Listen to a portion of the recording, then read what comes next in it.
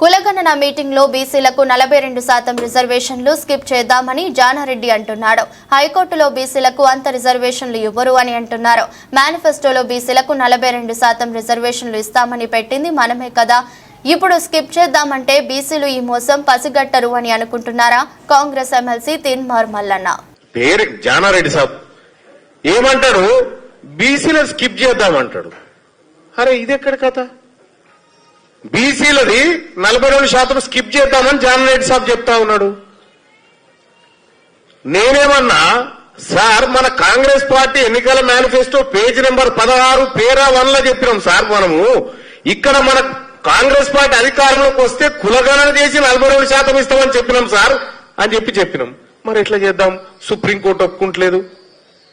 ఇదే డాక్టర్ వినయ్ సాబ్ సుప్రీంకోర్టు దాకా పోయి కొట్లాడింది, దానికోసం కొట్లాడుతూనే ఉన్నాడు. దానికోసం ఇప్పటికి కూడా స్వప్నారెడ్డి అని కేసేసింది ఈ రిజర్వేషన్లు ఇవ్వకూడదని. అవునా సాబ్? స్వప్నారెడ్డి ఎవరేంచారు సార్ అవుతాని? మీరు కాదా? మీరే కదా వేయించింది. మీరేమనుకుంటారంటే ఇక బీసీలు ఏం పసిగడతలేరు, మా కథ మా కార్యక్రమం. ప్రతిదీ పసిగడుతున్నాం మేము,